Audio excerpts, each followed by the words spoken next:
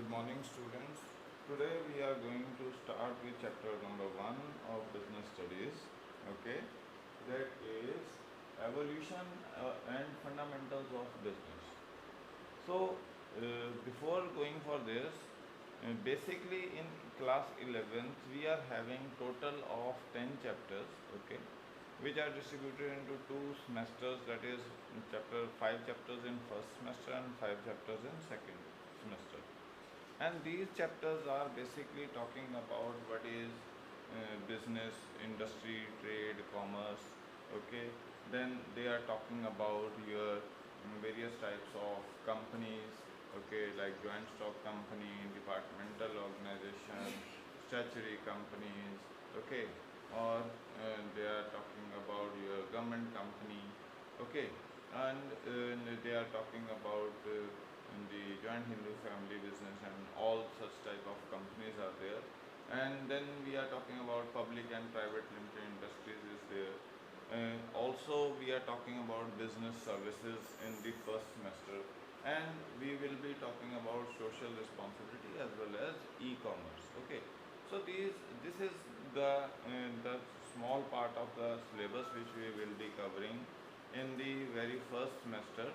Okay, and the very first chapter is basically all about industry, trade and commerce, and also the ancient system of doing industry, trade and commerce. So something is about history. What was our history of doing business activities, how it was carried forward, what was that, who were the trading communities. Okay, what was the banking system at that time, what was the credit system at that time. So all that is being discussed, currencies and whatever the things we were doing. So that is being discussed about the ancient system. A part of that ancient system is being discussed in this chapter. Plus in this chapter we are going to talk about industry, trade and commerce. Okay, so let's start with this chapter. The first basic topic that is which is talking about the history of your industry, of your commerce, commercial activities. Okay, now as per our history, that commerce was already, India was when we were in till Mughal Empire, it is being said, and there are certain facts also, till Mughal Empire, India was a main stay of commerce and trade in this Indian sub-region, and it was having trade surplus. By the Mughal Empire, when we reached, then it was 30% the trade surplus, and it was dealing with all over the world. Okay, so commerce, basically, what is commerce? First of all, we have to understand what is commerce. Commerce is basically a terminology where we use, which is talking about the sale, transfer, or exchange of goods. Okay, so commerce is including sale, transfer, and exchange of goods. So there are three terms which we are using. One is industry, another is trade, and commerce. Okay, so we are not talking about industry. Industry is basically concerned with production activities only. Okay, and trade and commerce are almost similar. They are compensating each other. So commerce is a wider term which includes various types of sale, exchange or transfer of goods and services from one party to another party. Okay, so it acts as a link. It acts as a link between consumer or producer, so that it can be ensured that proper distribution of goods and services is happening. Nowadays, when we are going through pandemic, what is affected most? Though industrial production has been affected, but industrial production basically is dependent upon the commerce activities, trading activities like transportation, warehousing, okay, and insurance and banking. Banking is working properly. Transportation has got affected to a major extent. Then warehousing also, because we need to maintain social distancing, and that also has got affected. So on the other hand, the industry has, the production activities are stopped, as a result of which all these commercial activities has also come to a temporary halt. Okay, so these commercial activities means whatever is being produced at some place, but it has to be consumed at other place. These commercial activities acts as a link to transfer the goods from the place of production to the place of consumption. That is what commerce is basically is concerned with. So commerce is helping us in filling up the gap between the production and the consumer, who will get the goods, ultimate goods for the consumption purpose. So that is what the commerce is. Okay, and this has been an age-old phenomenon. We have been into this from a very old times. Okay, and all types of commercial activities were being carried through a silk route. Okay, silk route was a major means from China till west east nations. We had a road network established in which India was also the part. This silk route is was expanding till even now. China is trying to restart that silk route, where it will link India, Pakistan, then other Uzbekistan, Tajikistan, Afghanistan, and all these Russian, sub-Russian countries, previously known as USSR countries. Okay, so various countries which were part of USSR, now they are different. Those, and then moving out from those areas, reaching into the west. That was the Silk Route, the road network which started from China till Europe. Okay, was considered as Silk Route, and in this India was also the part. Okay, so this Silk Route was the most important route to establish the political and commercial links. So you might not be surprised that whenever we were attacked through land routes, so this Silk Route acted as the major route of attack on various nations. Like Greece moved in from where Alexander moved from somewhere and reached up to India. That was the land route which they followed.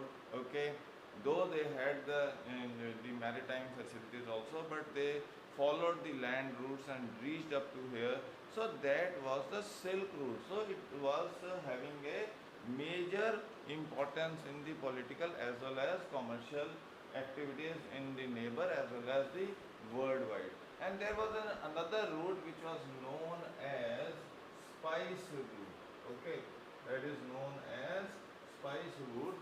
So major amount of spices were being traded through maritime.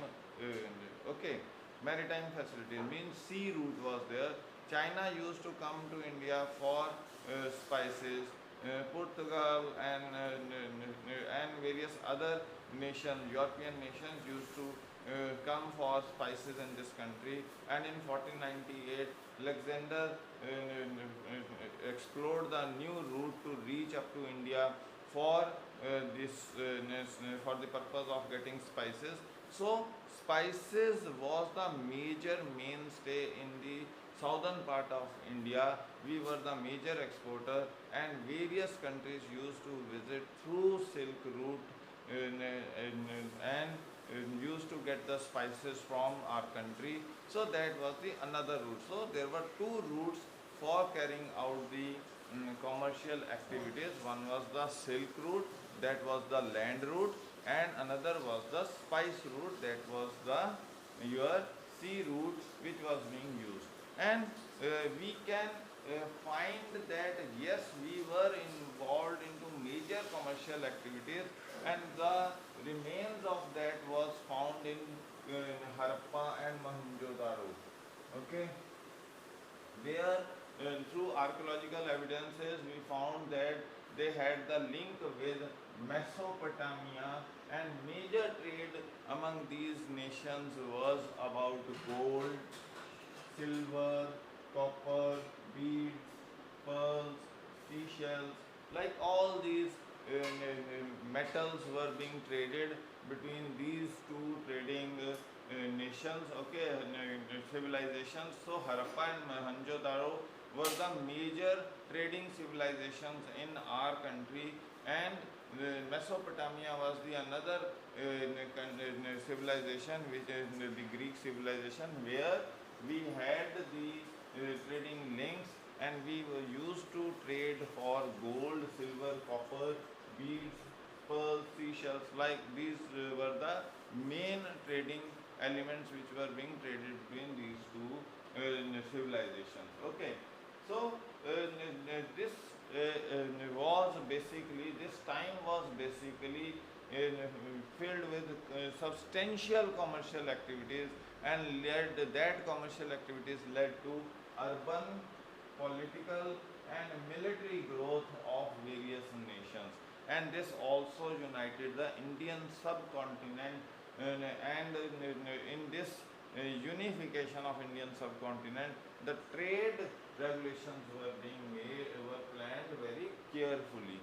So this was a time when Indian subcontinent was militarily strong, okay, then urban development was in full boom. We can find those features in Harappa and Mohenjo-daro system or civilizations, that we had a better urban planning system available at there, and politically also we were a major subcontinent which had a major political say in the world forum. So that was the another important aspect over there. Okay, now during this time, one of the problems was that we used to have various types of coins and weighing practices. Okay, different types of coins were being used by different kings or different provinces, and different weighing structures were being used by different provinces. So this, they used to vary from province to province. Coins as well as the weighing system also used to vary from province to province. Okay, thus in order to manage this variation of coins or variation of weighing whatever we can say, that measurement tools which were there, in order to manage them, there were certain intermediaries, or we can say the money changers, who were helping us in balancing out the exchange of currencies for one province to another province, and also try to help us out having a common measurement tool to reduce the discrepancies of measuring the goods and services, the goods which were being traded between two different provinces.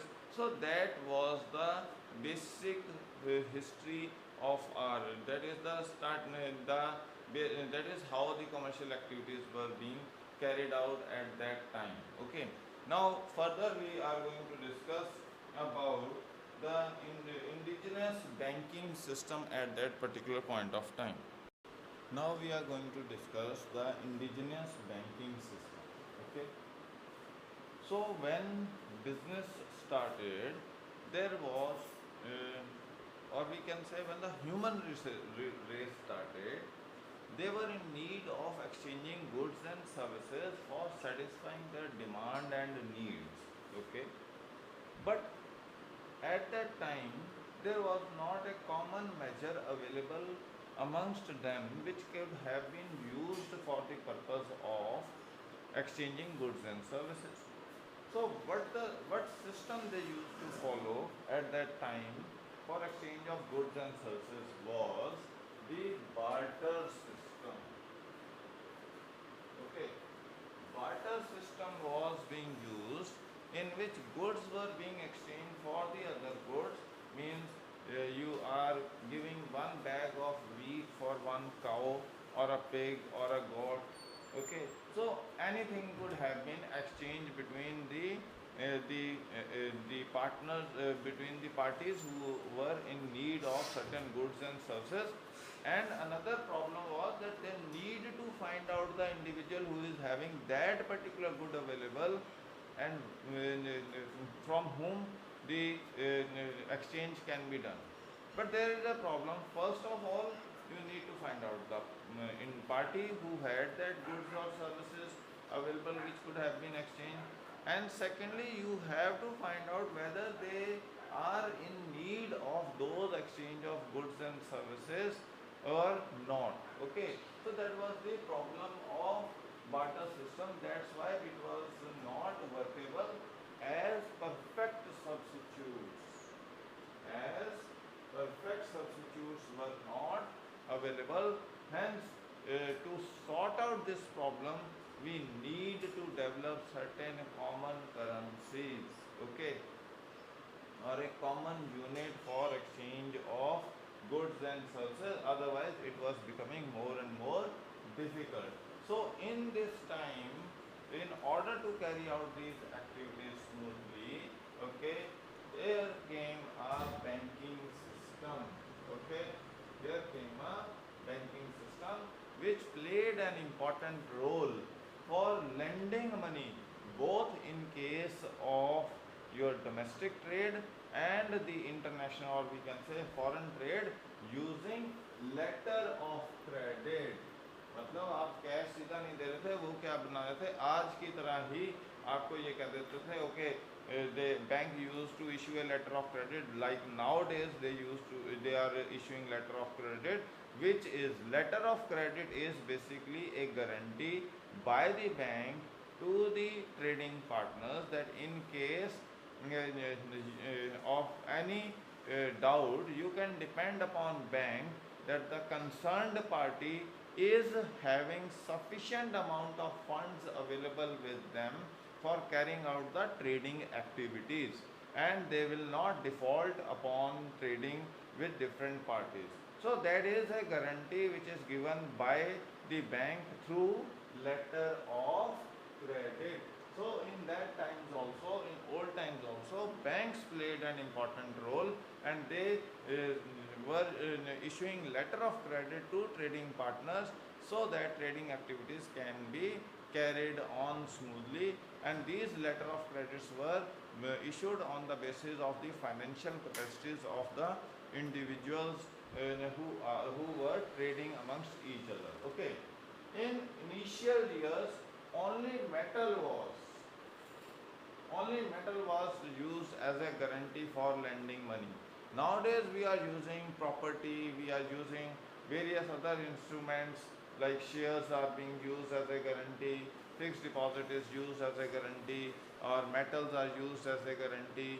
Okay, so in those days only metal was used for lending the money, and that money was used as a mean of supplying raw material to manufacturers for producing goods and services. So banks were using metal for lending money, and that money, when it was procured by the industrialists or the manufacturers, they were using it for the exchange in exchange for the raw material, which was then used for producing which was used for producing the goods and services, or which was further used in the production activities.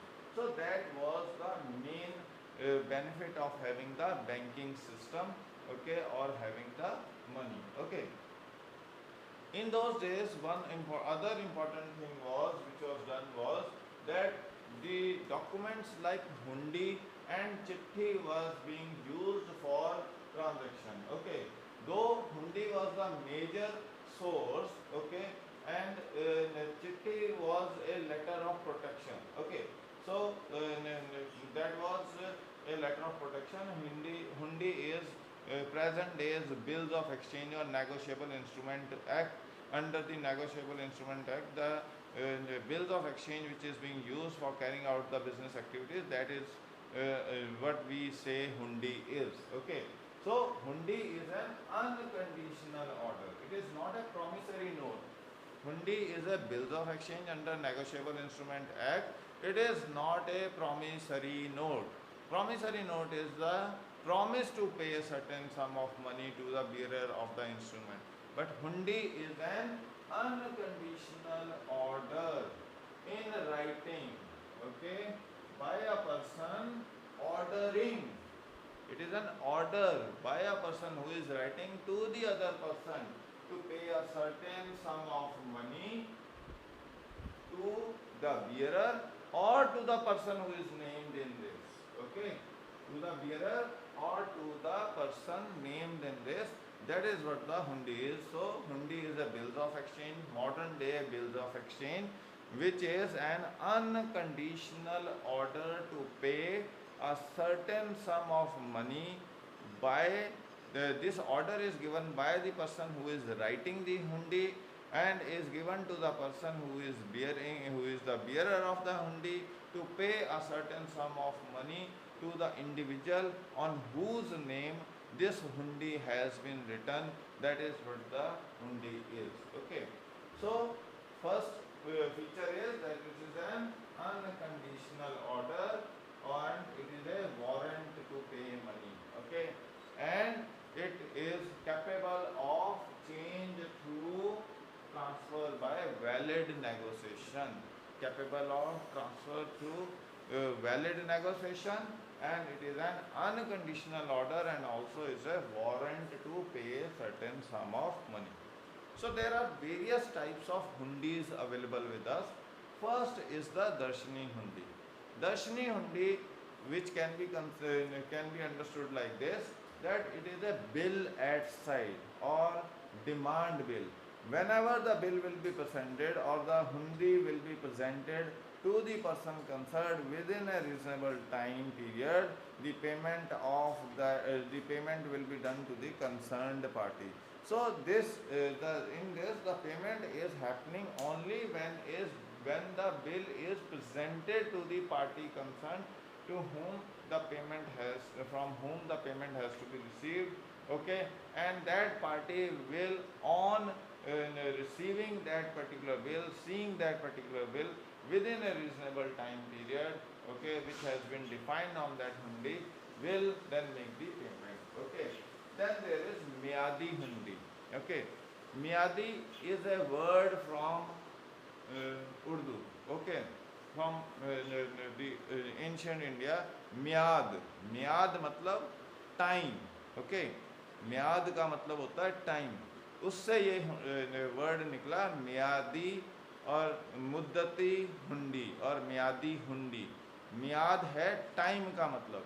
सो अगर आपने ये कह दिया कि ये म्यादी हुंडी है तो मतलब इसके ऊपर आपका स्पेसिफिक टाइम रिटर्न होगा कि within this particular time period you have to make the payments, and if that time expired, no payment will be done. So generally banks used to take this as a guarantee for payment of loan because they are aware that within this particular time period the hundi has to be paid by the party concerned. So that is what the miyadi hundi is. Then there is shahjog hundi. That is shahjog hundi. Shahjog hundi is this type of instrument is payable only to the respectable person, not to the bearer or to any other individual. It is only payable to the person who is having respect and status in the society. Only to that person this money will be made, this payment will be done, and no other person will receive such type of payment or payment from such type of hundi. So that is the another important type of hundi. Then next is the naam jog hundi. Naam means namesake. So it is a name is specifically written on that bill of exchange. The party to whom this payment has to be done. That's why it is being termed as naam jog hundi. Okay. So it is not the bearer who will receive the money, but it is the person whose name is written on that particular hundi or on that particular bills of exchange. Only that person will receive this particular hundi, this particular payment through this hundi. So that is what the Nam Jog Hundi is. Then there is Dhani Jog Hundi. Okay, Dhani Jog Hundi is here the hundi is payable to the person concerned, means who is the bearer of this hundi, or this is payable to the owner or holder of the. Okay, so this is either to the owner, to the holder, or to the bearer who is being named over here. Okay, either it is this is available only to the bearer or owner or holder of bill. Okay, this is payable to the owner, holder or bearer of the bill. So that is the another important aspect. Okay, then there is a jokhmi hundi.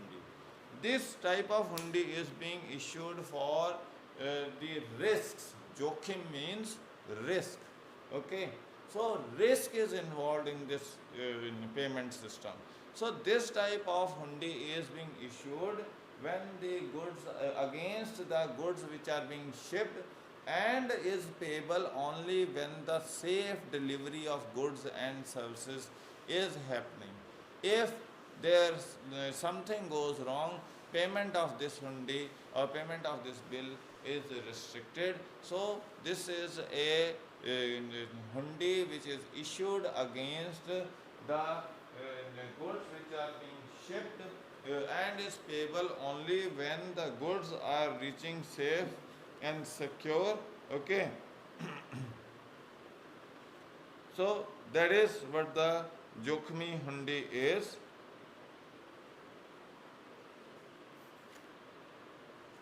Fine. Then there is jawabi hundi. Okay. So jawabi hundi is that it is a letter of recommendation. It is a letter of recommendation issued by one party for the other party, and it is issued to the bank requesting them to pay a certain sum of money to the individual concerned for whom the letter of recommendation has been issued by the concerned party. So that is what the jawabi hundi is. Then there is a zikri hundi. Okay. Then there is a zikri hundi. This type of hundis are accepted without protest. Okay. So also it is known as zikri chit. Okay. This is also known as zikri chit. Okay. Letter of protection, which is also known as letter of protection. This is also known as zikri chit or letter of protection, and it is being accepted without any protest, and if it is not paid by the concerned party, okay, so it will be paid by those who made these zikri chit earlier. मतलब X ने जिक्री chit Y को दी, Y ने Z को दी, और Z ने payment नहीं की, तो Y को पेमेंट कौन करेगा? X करेगा, क्योंकि ये लेटर ऑफ रिकमेंडेशन कहाँ से स्टार्ट हुई थी? X से। लेटर ऑफ प्रोटेक्शन कहाँ से स्टार्ट हुई थी? X से स्टार्ट हुई थी, तो उसी के बेसिस पे पेमेंट की जा रही थी बिना किसी प्रोटेस्ट के। अब जब किसी एक ने डिफ़ॉल्ट कर लिया, तो जिसने पहले इसको बना के आगे ट्रांसफ़र किया था, उसकी जिम्मेवारी हो जाती है इसकी पेमेंट करने की। एक है फरमान जोग। फरमान, फरमान ये उर्दू का वर्ड है। फरमान मतलब ऑर्डर। ओके, सो फरमान जोग हुंडी means such type of hundis which are payable to order of payee. Okay, so it is payable as an order is being given as to whom this has to be paid. Okay, so that is what the Farman Jog hundi is. This is an opposite of Dhani Jog hundi, where the hundi is payable to owner or to the holder or to the bearer of the bill, whereas in this the payment is done only to the person against whom the order has been issued. Okay, to only that particular individual this payment will be done. So that is what the Firman Jog Hundi is. So this is the a part of indigenous banking system, how banking system help and what credit system they created for making the payments. Okay.